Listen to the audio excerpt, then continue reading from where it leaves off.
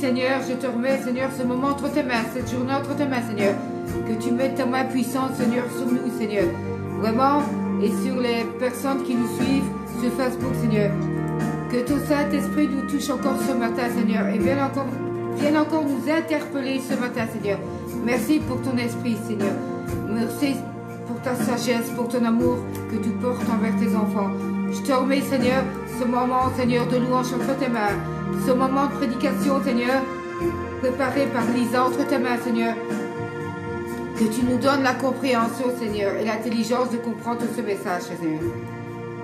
Et merci, Seigneur, parce que tu vas parler à travers la bouche de Lisa. Que tu sois loué, Seigneur, éternellement, Seigneur. Amen.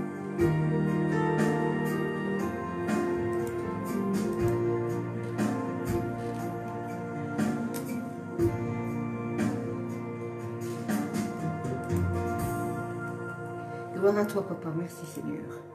Amen. Que tu sois loué, Seigneur. Alléluia.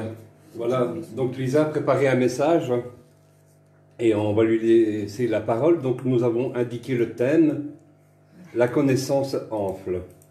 Amen. Donc nous allons laisser la parole à Lisa, que le Saint-Esprit l'inonde, que le Saint-Esprit remplisse pour qu'elle puisse parler de la part de notre Seigneur. Et donc vous qui entendez ce message, recevez la parole au nom de notre Seigneur Jésus-Christ. Amen. Amen. Voilà. Donc le thème de mon sujet, c'est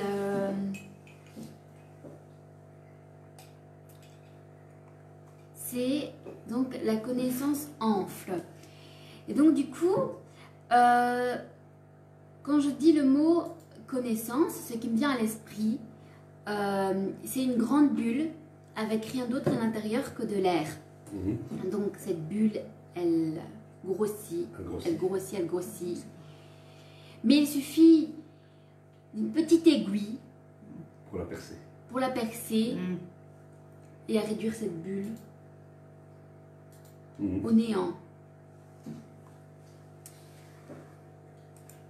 Et donc,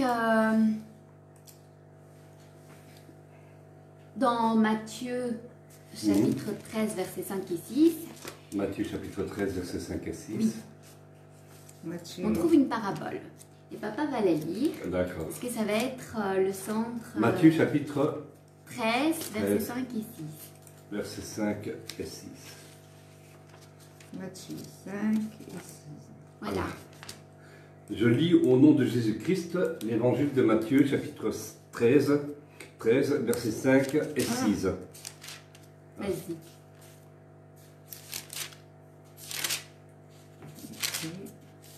Ouais.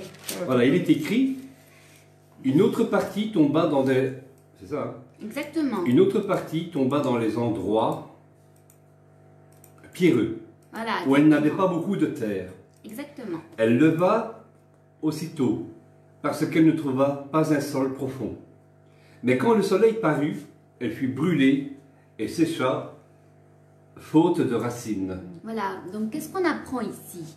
C'est que cette graine, Elle lève, elle a séché. Ouais. Et pourquoi est-ce qu'elle a séché cette graine? elle est brûlée. Oui, mais pourquoi? Parce qu'elle ne trouve pas de racines. Exactement. Ici, c'est justement le thème du sujet. Comme l'explique le Seigneur, et celui qui a été semé sur les rochers, c'est celui qui a entendu la parole et la reçoit aussitôt avec joie. Mhm. Mais il n'a pas de racine en lui-même, il est éphémère. Car quand l'affliction ou la persécution surgit à cause de la parole, alors cette personne trébuche. Mhm. Donc, ces chrétiens, recevant la parole de Dieu, donc recevant la semence avec joie, on voit qu'ils germent rapidement. Et ces personnes, donc ces chrétiens, semblent très prometteurs en germant rapidement, en poussant très vite. Mais le problème qu'il y a, comme on l'a vu dans Matthieu, c'est qu'ils n'ont pas forcément de racines. Et qu'est-ce qui se passe quand on n'a pas de racines? Ça me... Eh bien, on brûle, Ouais. on sèche. Ouais. On meurt, comme On tu dis meurt. aussi. Ah, exactement. Quand le soleil se lève et que le vent souffle, quand les tribulations et les persécutions surgissent,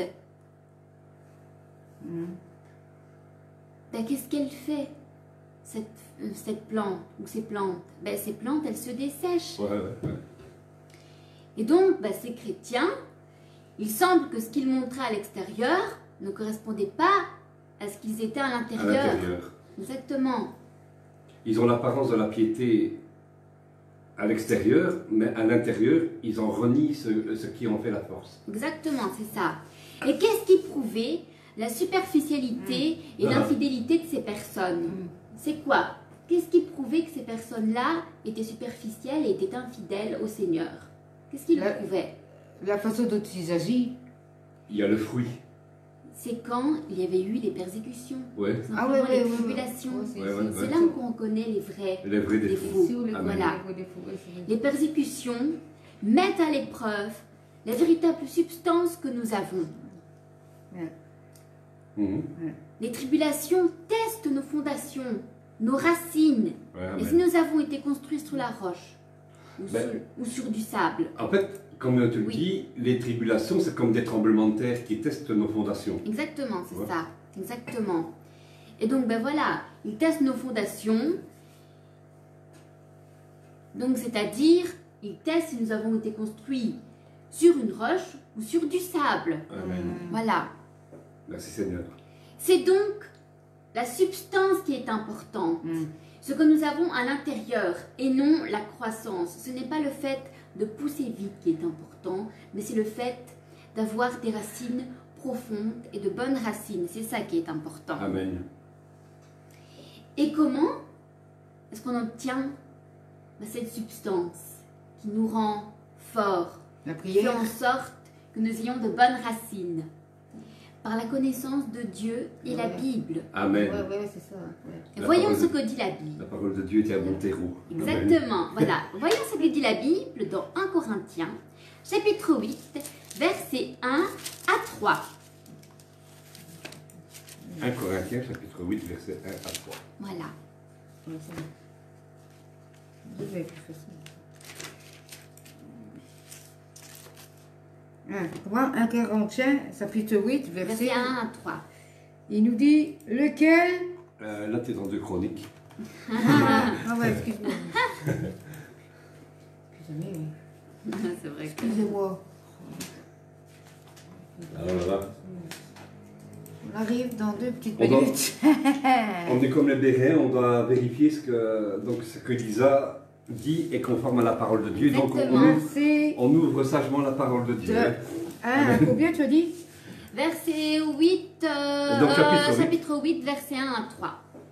Bon. Pour ce qui concerne la viande sacrifiée aux idoles, nous savons que nous avons tous la connaissance. La connaissance enfle, Amen. mais l'amour édifie. Exactement, voilà. D'où le titre de mon sujet. Amen. Ça vient de... La connaissance enfle, mais l'amour édifie. Donc il y a quelque chose de bien plus important que la connaissance, c'est l'amour. Amen. Exactement. Moi, c'est pas la même version, donc du coup... C'est la charité, donc c'est la Voilà. même. C'est la Donc même. moi, passons au problème des viandes provenant d'animaux sacrifiés aux idoles. Nous possédons tous la connaissance voulue, dites-vous. C'est entendu. Mais cette connaissance rend orgueilleux. L'amour, lui, fait grandir dans la foi. Amen. Celui qui s'imagine avoir de la connaissance ne connaît pas encore comme on doit connaître. Mais celui qui aime Dieu, celui-là est connu de Dieu. C'est quelque chose qui est aussi corroboré dans 1 Jean, chapitre 4, verset 20. Qu'est-ce qu'il nous dit, 1 Jean, chapitre 4, verset 20? C'est avant l'Apocalypse, 1 Jean, chapitre 4, verset 20. Qu'est-ce qu'il nous dit? Il nous dit, Alléluia. 1 Jean, chapitre combien t'as dit? Chapitre 4, verset 20. Ah, Je lis. Comme Dieu veut. oui, si tu veux. Si quelqu'un dit « j'aime Dieu », alors qu'il déteste son frère, c'est un menteur. Exactement. En effet, si quelqu'un n'aime pas son frère qu'il voit, comment peut-il aimer Dieu qu'il ne voit pas? Exactement. Bravo, Amen. papa. Alléluia. Merci pour la lecture. Et qu'est-ce que l'amour? Eh bien, l'amour, c'est simple. L'amour est patient. Il est plein de bonté. Alléluia. C'est l'amour. Amen. L'amour n'est pas envieux. Il ne cherche pas à se faire valoir. Il ne s'enfle Il ne pas s'enfle pas. d'orgueil. Amen. Il ne fait rien d'inconvenant. Il ne cherche pas son propre intérêt. Intérêt. Alléluia. Il ne s'aigrit pas contre les autres. Il ne trame pas le mal. Alléluia. Amen. L'injustice l'attriste. La vérité le réjouit. Le réjouit. Alléluia. En toute occasion, il pardonne. Il fait confiance. Il espère. Il persévère. C'est ça l'amour. Et tout ce que je viens de dire, eh bien, c'est aussi corroboré par la parole de Dieu dans 1 Corinthiens chapitre 4. Chapitre 13, pardon, versets 4 à 7. Ben justement, je viens de lire. On parle de la charité. Exactement, Mais tu voilà. l'as lu. Voilà, je l'ai lu. Voilà. Voilà. Amen. C'est bon. Amen. Voilà, bon. Évitons de dire « j'aime Dieu ». Il ne faut même pas y penser. Aimons simplement l'homme. En aimant nos frères et sœurs, nous aimons Dieu. Amen. Voilà. Pour le dire autrement, exactement comme Jean le dit, nous n'aimons pas Dieu si nous n'aimons pas nos frères et sœurs. Donc, comment dire qu'on aime Dieu? Si on n'aime pas notre prochain. Exactement. On dit qu'on aime Dieu quand on aime notre prochain. Tout à Ce fait. n'est pas en disant j'aime Dieu que ça veut dire que tu aimes vraiment Dieu. Tu n'aimes Dieu que si tu aimes ton prochain, Alléluia, que si tu aimes amen. ton frère et ta sœur. Voilà, c'est ça. C'est ça, la véritable preuve de ton amour pour Dieu. C'est les fruits. Exactement. C'est donc cela, aimer son prochain comme soi-même, qui construit. Est-ce que nous voulons avoir une substance, des racines profondes dans la foi? Eh bien oui. Et ce n'est donc pas avec de plus en plus de connaissances, sans racines, que nous y parviendrons, mais avec de plus en plus d'amour. C'est avec de l'amour. Et comme dit Éphésiens chapitre 3 verset 17, alors il n'y aura rien pour nous émouvoir parce que nous serons enracinés et fondés dans l'amour. Dans l'amour. Nous ne serons pas emportés par les vents de la doctrine ou par des menteurs qui entrent dans les maisons et emmènent en captivité des femmes chargées de péché et emportées par des convoitises diverses. Ces derniers sont toujours en train d'apprendre et ne peuvent jamais arriver à la connaissance de la vérité. Sinon, nous serons fermement ancrés dans l'amour. Nous serons des arbres que personne ne peut déplacer, plantés au bord de cours d'eau et portant continuellement des fruits. Ouais, amen. Le Christ viendra à eux et habitera en eux. Que nous dit Jean, chapitre 14, verset 23. Évangile de Jean. Ouais. Voilà. Non, ça c'est pas Jean. Là, tu as un Jean et tu as l'évangile de Jean. Hein. Donc Jean, chapitre 14, verset 23. Voilà. L'évangile de Jean. Oui, l'évangile Oui. de Jean. Chapitre 14, verset 23. Et ça après Luc. Et papa, toi du coup, si maman le lit, tu peux prendre Jean chapitre 15. Mhm. Ah, c'est ça, Jean. Ouais, voilà. C'est combien t'as dit, Jean? Jean, chapitre 14, verset 23. Et toi, tu peux prendre papa Jean chapitre 15, 23. verset 9 à 12. Voilà. 23, attends, c'est 23, ce qu'il est. 23, 23, 23.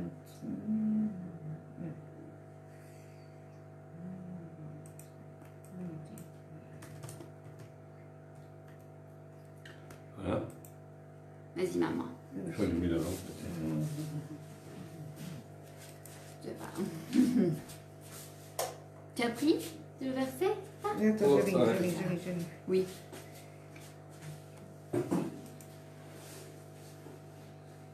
Je lis. 4 minutes.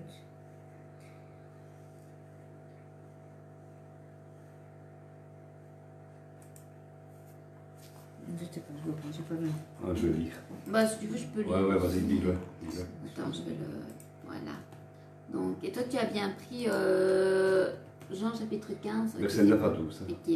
Donc, Jésus lui répondit, si quelqu'un m'aime, il obéira à ce que j'ai dit. Mon Père aussi l'aimera. Nous viendrons tous deux à lui et nous établirons notre Amen. demeure chez lui. Et c'est où chez lui? C'est dans le cœur. Bravo, papa. Amen. Amen. C'est cette porte-là qu'on doit ouvrir. Hein. Amen. Pas mal, hein? Alors, Jean, donc l'évangile de Jean, chapitre 15, versets 9 à 12. Oui. Tout comme le Père m'a aimé, moi aussi, je vous ai aimé. Demeurez dans mon amour. Si vous gardez mes commandements, vous demeurerez dans mon amour, de même que je gardais les commandements de mon Père et que je demeure dans son amour. Je vous ai dit cela afin que ma joie demeure en vous et que votre joie soit complète. Voici mon commandement. Et je l'ai médité en début de semaine, ça. Ah, bah, c'est bien ça. Ouais. Voici mon commandement. Aimez-vous les uns les autres comme je vous ai aimé. Aimé. Voilà. Eh bien, voilà. Donc, le but de ce message, en gros, c'est, je l'ai fait, il n'est pas très long, hein, il est même assez court, mais je Amen. voulais vraiment insister là-dessus. Je voulais vraiment insister sur le fait qu'il faut s'efforcer de parvenir à faire la volonté du Seigneur et ses commandements, dont le plus grand de ses commandements est de s'aimer les uns les les autres. autres. Amen. Il ne faut pas seulement chercher à acquérir le plus de connaissances pour épater la galerie ou pour, comment dire ça, Pour les likes, pour les vues, pour les... voilà, c'est ça exactement, pour dire, regardez, moi j'ai vraiment énormément de connaissances. Voilà, il ne faut pas chercher la connaissance par vanité. Voilà, c'est le mot que je cherchais, par vanité. Voilà, il ne faut pas frimer, parce que le plus important, finalement, ce n'est pas d'avoir des connaissances, mais c'est de s'aimer les uns les autres. Voilà. La connaissance enfle, mais l'amour, comme tu l'as dit, Voilà, édifie. c'est ça, exactement. Donc, allez, si on vit, donc chacun dans l'assemblée, ou entre frères et sœurs, on parle de lien. Dans un lien d'amour, c'est ainsi qu'on peut s'édifier. Pas, la connaissance ne suffit pas. Non, voilà, Il faut- ne suffit pas. Il faut rechercher la connaissance de Il la faut la vérité. connaissance. Et la connaissance de la vérité, Mais- évidemment. Hein. Sans la charité, donc on parle de charité, sans l'amour, Voilà, exactement. c'est ce que, excuse-moi, ici en fait c'est un C'est ce qu'on débat. a vu. C'est ce que Paul dit hein, dans 1 Corinthiens chapitre 13. Si je n'ai pas l'amour, je peux parler toutes les langues, je peux manifester tous les dons, tous les dons qui me sont possibles en moi, parce qu'il y en a qui manifestent des dons. Hein. Mais si je n'ai pas l'amour, à quoi cela me sert? À rien. à rien. Exactement. Ce n'est qu'une façade. Et au final, ce que le Seigneur va faire, quand je serai devant lui, à la fin, ou au jour du jugement, Il y aura des il va dire, toi, je ne te connais pas. Exactement. Je ne te connais pas. Je ne te connais pas. Exactement. On m'a dit, donc, comme tu l'as dit dans Exactement, Jean, parce que, non, ça c'est dans un oui, Corinthien, dans il dit, dans un mais Jean. celui qui aime Dieu, cette personne-là est connue de Dieu. Ça, Ah on ouais. le voit dans un Corinthien. Et dans un Jean, il dit bien ceci. Dans 1 Jean chapitre 4 verset 20, il dit bien, si quelqu'un prétend aimer Dieu tout en détestant son frère, c'est un menteur. Car Amen, s'il n'aime voilà. pas son frère qu'il voit, il ne peut pas aimer Dieu qu'il ne voit pas. Exactement. Exactement. Voilà. Et voilà, Exactement. c'est ce que je voulais dire aujourd'hui. Parce que, voilà, je remarque quand même, malheureusement, qu'il y a beaucoup de divisions et je voulais apporter un petit message d'amour parmi tout ceci. Voilà. Alors il y a aussi ce passage-là, Oui. et c'est ce passage-là que j'ai médité en début de semaine, Jean chapitre 13, verset 35. L'évangile de Jean chapitre 13, verset 35.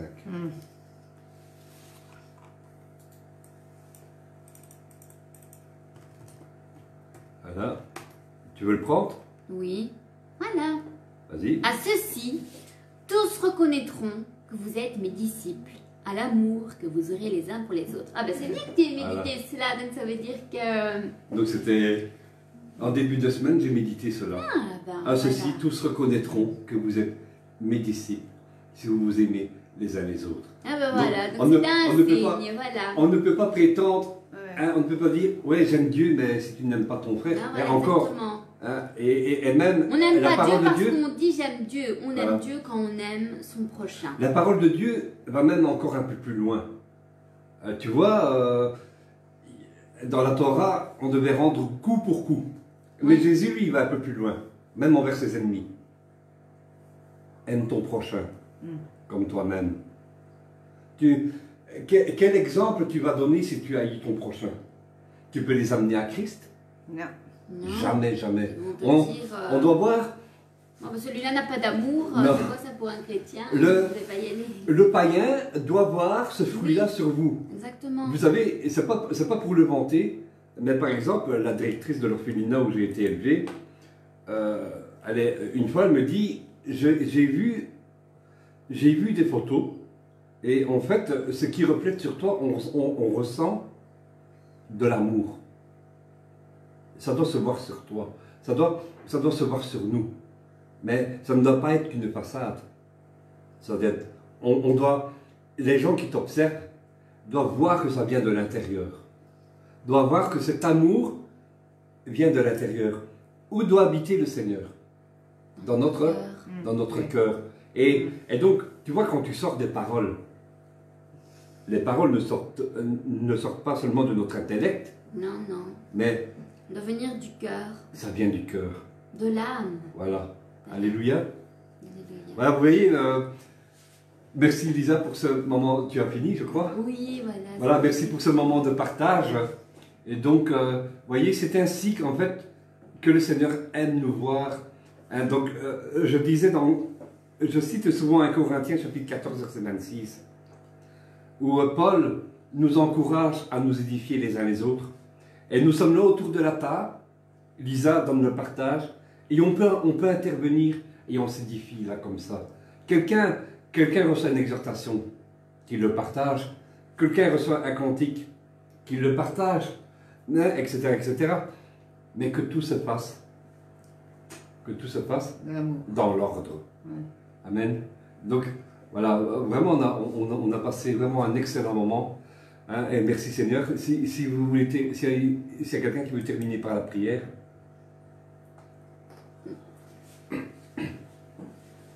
Alors, merci Seigneur Jésus de nous avoir rappelé cette parole, Seigneur. Vraiment, Seigneur, que nous devons être enracinés dans l'amour, Seigneur. Tu nous as éveillés, Seigneur, ce matin. Tu as éveillé notre esprit, tu as éveillé notre cœur, Seigneur, à te chercher encore plus, à être enraciné encore plus, Seigneur. Non pas, Seigneur, sur de la pierre, mais, Seigneur, dans le terreau, Seigneur. Le terreau de ta parole, Seigneur Jésus-Christ. Seigneur, c'est vrai que ce que Lisa nous a enseigné ce matin, Seigneur, c'est que plus que tout, Seigneur, nous devons chercher, Seigneur, à faire le bien. Chercher d'abord ta parole, Seigneur, tes commandements, ta connaissance, pour comprendre, Seigneur, pour te comprendre.